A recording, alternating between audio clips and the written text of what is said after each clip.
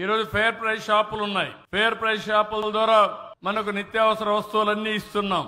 వీళ్ళు వచ్చి దగ్గర 2,000 కోట్ల రూపాయల పైన అప్పులు చేసి ఎండి అని పేరు పెట్టి ఏదో ఇంటింటికి రేషన్ ఇస్తామని వీళ్ళు ఇష్టం వచ్చినప్పుడు వచ్చి రోడ్డు మీద నిలబెట్టుకుని అందరినీ పరిగెత్తరమ్మని చెప్పే పరిస్థితికి వచ్చారు. ఎవరు అడిగారని చెప్పి అడుగుతున్నాం. అవసరమైతే మీకు చేతనైతే దివ్యాంగులు ఉంటారు, వృద్ధులుంటారు, వాళ్ళ ఇండ్లకు మనమే పోయి తీసుకుపోయి ఇద్దాం, డోర్ డెలివరీ ఇద్దాం. వాళ్ళ ఇంట్లో ఎప్పుడుంటారో కనుక్కొని అప్పుడే ఇద్దాం. అందుకే ఈ నెల 1 నుంచి నూతన విధానాన్ని ఏదే దుకాణాల ద్వారానే మీకు రేషన్ ఇప్పించే బాధ్యత నాదని మరొకసారి మీకు హామీ ఇస్తున్నా.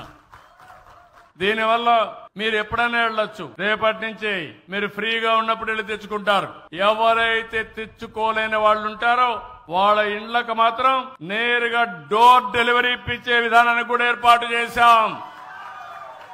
దివ్యాంగులు ఉంటారు, మీ ఇంటికి వస్తుంది. వృద్ధులు ఉంటారు, మీ ఇంటికి వస్తుంది.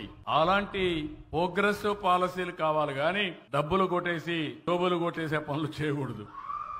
దీంట్లో ఏం చేశారు తెలుసా? మీరు గుర్తుపెట్టుకోవాలి. పేరు డోర్ డెలివరీ వాహనాలు. ఈ వాహనాల్లో బియ్యం తీసుకుపోవడం, రోడ్డు మీదనే ఇచ్చినట్టు ఇచ్చి మళ్ళా బియ్యం తీసుకొని నేరుగా కాకినాడ పోర్టుకు వస్తుంది. ఎంత కరుడు గట్టిపోయారంటే ఈ దుర్మార్గులు 1,000 కోట్ల రూపాయలు ఖర్చు పెట్టే మాఫియా తయారైపోయారు. రాజకీయ నాయకులు కొనే పరిస్థితికి వచ్చారు, ఆఫీసర్లు కొనే పరిస్థితికి వచ్చారు, మాఫియాలుగా తయారైపోయారు. నేను ఒకటే చెప్తున్నా, నాకు అన్ని తెలుసుకుని చెప్పడంలో ఇక్కడ వాళ్ళ కొవ్వు ఎంత ఉందంటే నా దగ్గర కూడా వచ్చే పరిస్థితికి వస్తున్నారు. కాబట్టి వార్నింగ్ ఇస్తున్నా, మాఫియాలు జాగ్రత్తగా ఉండండి. ఎవ్వడు మిమ్మల్ని కాపాడలేడు. మీ పని మీరు చేయండి. అవసరమైతే మా వాళ్ళకు రైస్ వద్దనుకుంటే నేను వాళ్ళకి కావాలి డబ్బులే కావాలని డీబీటీ కింద వేస్తా, మీ అకౌంట్ లో వేస్తా. ఆ దుకాణంలో మీకు నచ్చిన నిత్యావసర వస్తువులు మీరు కొనుక్కోవచ్చు. కావాలంటే బియ్యం కొనుక్కోండి, లేకపోతే ఇంకొక పక్కన పోతే మీకు కావాలంటే చక్కెర కొనుక్కోండి, తెను బండారాలు కొనుక్కోండి, గోధుమలు కొనుక్కోండి, కూరగాయలు కొనుక్కోండి. నాకేం బాధ లేదు. కానీ పేదవాడికి ఇచ్చే డబ్బులు పేదవాడికి చేరాలి.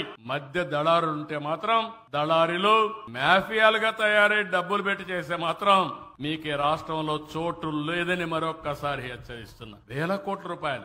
ఆశ్చర్యం వేస్తుంది నాకు ఇవన్నీ చూసినప్పుడు. అంటే ఈ రాష్ట్రానికి ఒక నేర చరిత్రలో వచ్చేసి ఏం చేస్తున్నారంటే నేరాలు ఘోరాలు చేసి దానికి ముసుగు రాజకీయం, ఎంతో పైన రాజకీయం ముసుగేస్తున్నారు. అందుకే నేను చెప్పాను, ఆర్థిక నేరస్తులు చాలా ప్రమాదం. టెర్రరిస్ట్. చూసారు కదండి. మరి ఈ వీడియో కనుక మీకు నచ్చినట్లయితే ఒక లైక్ కొట్టేసి మీ అభిప్రాయాన్ని కూడా కామెంట్ బాక్స్ లో తెలియజేస్తూ ఇలాంటి ఇంట్రెస్టింగ్ అప్డేట్స్ కోసం మా ఛానల్ ని సబ్స్క్రైబ్ చేసుకోండి.